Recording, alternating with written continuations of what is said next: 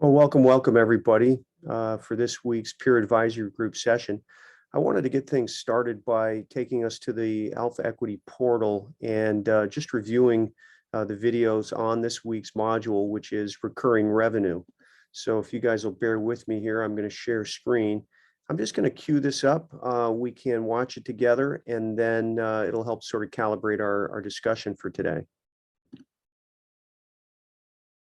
In a moment, we're going to talk about how can you create recurring revenue. Right now, I want to talk about why you're going to want to create some recurring revenue as you build the value of your firm. There are a few reasons, but I want to start with increasing the lifetime value of your typical customer.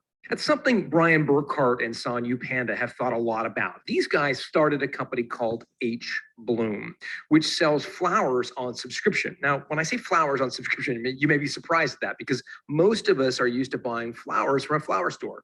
And we buy them on Mother's Day and Valentine's Day. And really, we don't buy a lot of flowers throughout the year other than on kind of key special occasions.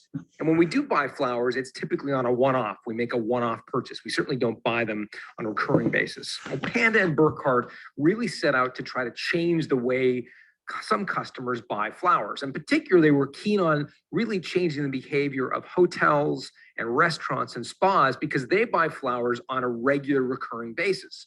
And so they set up H.Bloom to sell flowers just to people who buy them on a recurring sort of cadence. And because when a customer buys a contract from H.Bloom to supply them with flowers, the typical lifetime value of an H.Bloom subscriber is more than $4,000, meaning they make one purchase to have H.Bloom supply that hotel or that spa with flowers every 2 weeks.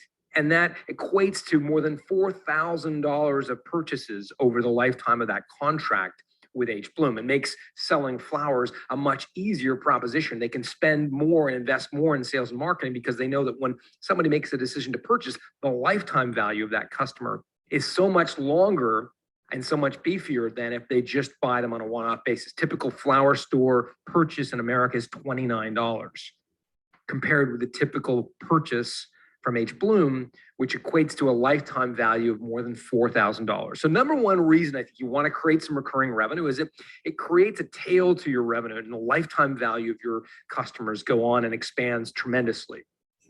Staying with H.Bloom for a moment, the business is selling these flowers on subscription. The second reason I think you want to focus on recurring revenue is that it makes your business so much more predictable.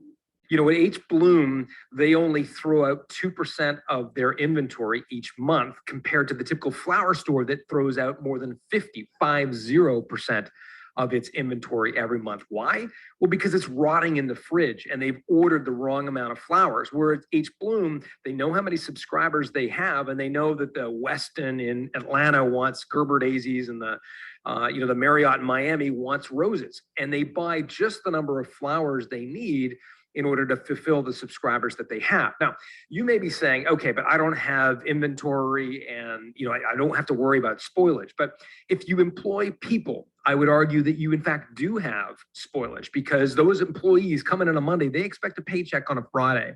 And if you were not able to supply them with work, if you were not able to keep them busy, or in fact, if you overwhelm them with work because you have too much, it can be just as difficult and damaging for your brand and your business.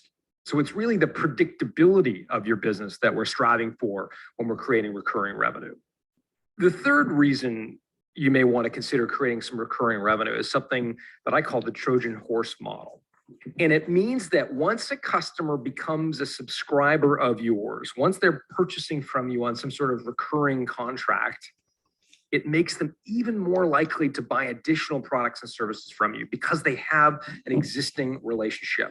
They know and they trust you, and they have this cadence to your relationship, this momentum, because you're in touch with them every month. You have permission to communicate with them.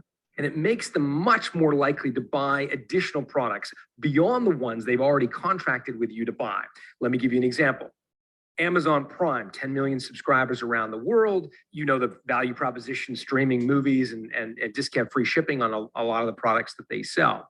Well, Amazon has analyzed the typical spend of a Amazon Prime customer and compared it to the typical spend of an Amazon regular customer. And so the average Amazon customer, non-Prime subscriber, spends about $600 every year with Amazon, but the average Amazon Prime subscriber spends more than $1,500 a year with Amazon. Now, part of that is because the Amazon Prime subscriber gets free shipping as part of their subscription. But an additional layer is that there's a pre-existing relationship. They're a Prime subscriber. They're paying for Prime once a year. They want to get their value throughout the year, and it makes them more likely to buy additional products and services. And we see that not just with Amazon, but with virtually every subscription company. Once we've got that recurring relationship that's built up over time, it makes us much more likely to buy additional products and services. I'm going to stop it there, everyone. We'll have a chance to dig into this a lot deeper, of course. We'll talk about the 9 different types of subscription recurring revenue business models that we've more or less aligned along. We can also access this video to see the rest, as well as some others on the topic in the AlphaEquity community. So feel free to log in to gain access to that. It's been a great start to the week. I hope everybody's got a fantastic win-loss to share, and look forward to jumping in here. So Mike, maybe you can go first.